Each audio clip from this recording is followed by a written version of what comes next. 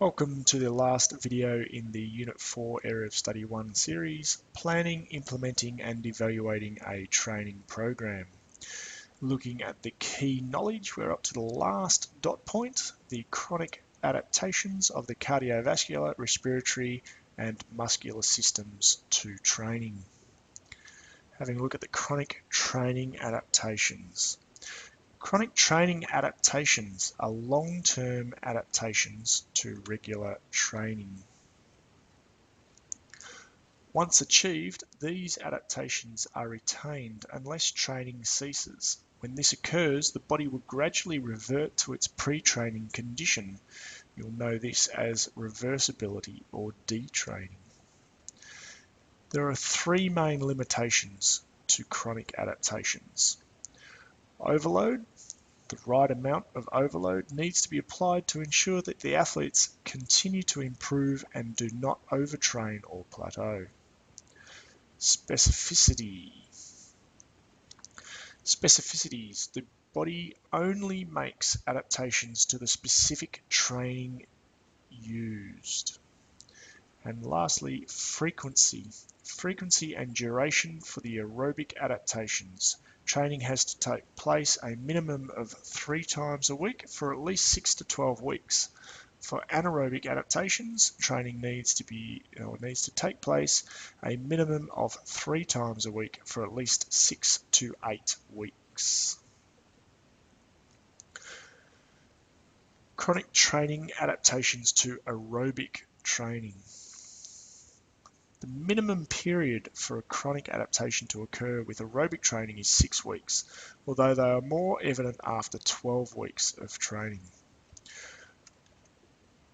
Chronic cardiovascular and respiratory system adaptations to aerobic training are primarily designed to bring about the more efficient delivery of larger quantities of oxygen to working muscles.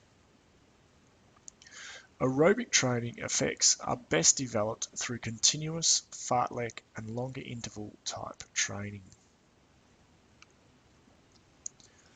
Now looking at the cardiovascular adaptations to aerobic training. Sustained aerobic training results in the enlargement of the heart muscle itself. This enlargement is referred to as cardiac hypertrophy. In endurance athletes, an increase in size and therefore volume of the left ventricular chamber occurs. In turn, significantly increases stroke volume and cardiac output, allowing a greater volume of blood to be ejected from the heart, thus providing more oxygen for the athlete to use. You can see in this picture, the picture on the right, you can see the larger left ventricle.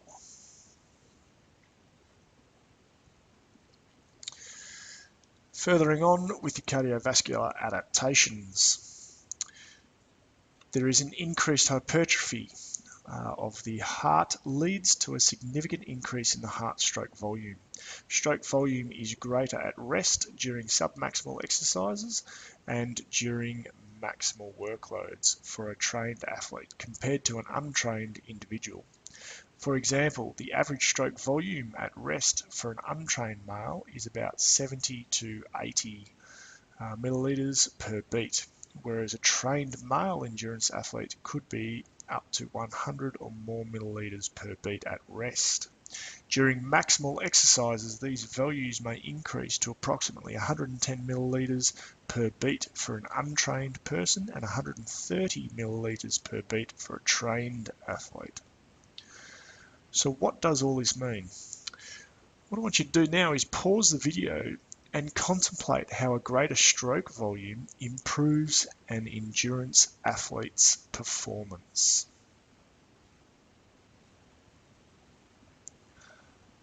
Obviously, a greater stroke volume allows more oxygen to be delivered to the working muscles. This improves the athlete's ability to use more oxygen and thus improves their performance.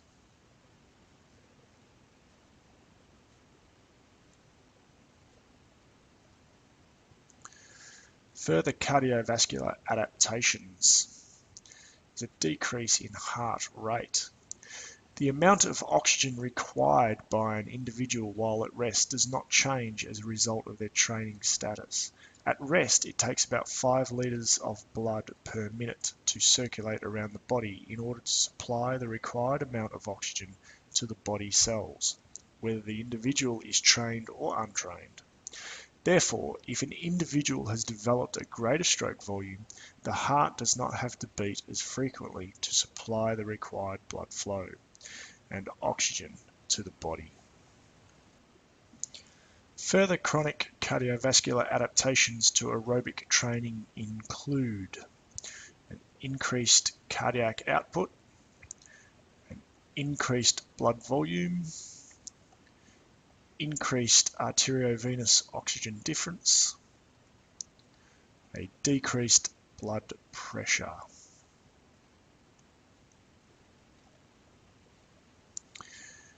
With your knowledge of the human body, pause the video again and write down a brief description of these chronic adaptations and how they contribute to the performance of an athletic performance for an endurance athlete.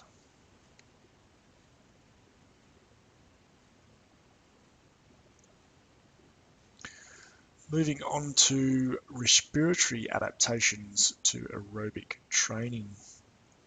Chronic respiratory adaptations to aerobic training include increased tidal volume, a decreased blood pressure, minute ventilation, increased lung diffusion, increased oxygen uptake.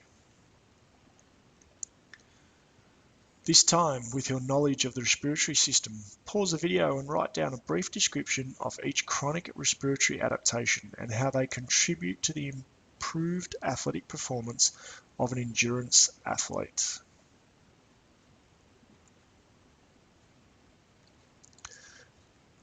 Now moving on to the muscular adaptations through aerobic training. Chronic muscular adaptations to aerobic training include an increased capillary density, increased mitochondria, increased myoglobin, increased oxidative enzymes, increased triglyceride and glycogen stores, muscle fibers, so type 1 increase in size, while type 2A take on some of the characteristics of the type 1 fibers, and an increase in ATP stores. Again, with your knowledge of the muscular system, pause the video and write down a brief description of these chronic muscular adaptations and how they contribute to the improved athletic performance of an endurance athlete. For all of these pauses in the video, we will certainly be going through these in class and discussing them. So please take the time to sit down for each one and have a go at trying to explain each. Moving on to the chronic adaptations to anaerobic training. The minimum period for chronic adaptations to occur with anaerobic training is 6 weeks. The greatest adaptations occur in the muscular system. However, changes also occur in the cardiovascular system. Adaptations to anaerobic training are designed to bring about increased muscle size, enabling greater strength, power, speed, as well as an adaptation at the cellular level that improve anaerobic energy production. Anaerobic training effects are best developed through sprinting, short and intermediate interval training, plyometric training, circuit training, and resistance, strength and power training.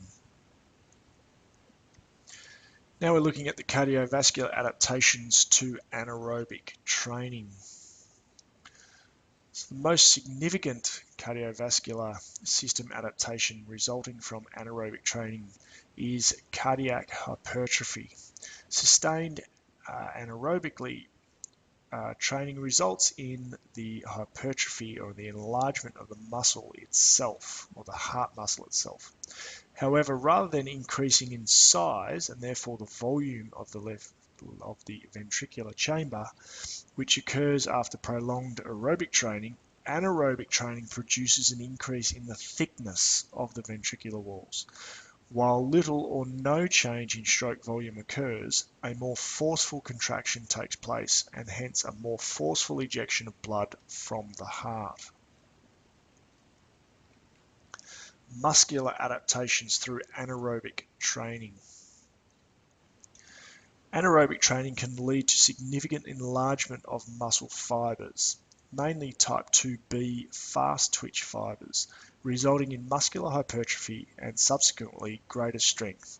This hypertrophy occurs as a result of an increased size and number of myofibrils per muscle fiber and increased amounts of myosin and actin filaments.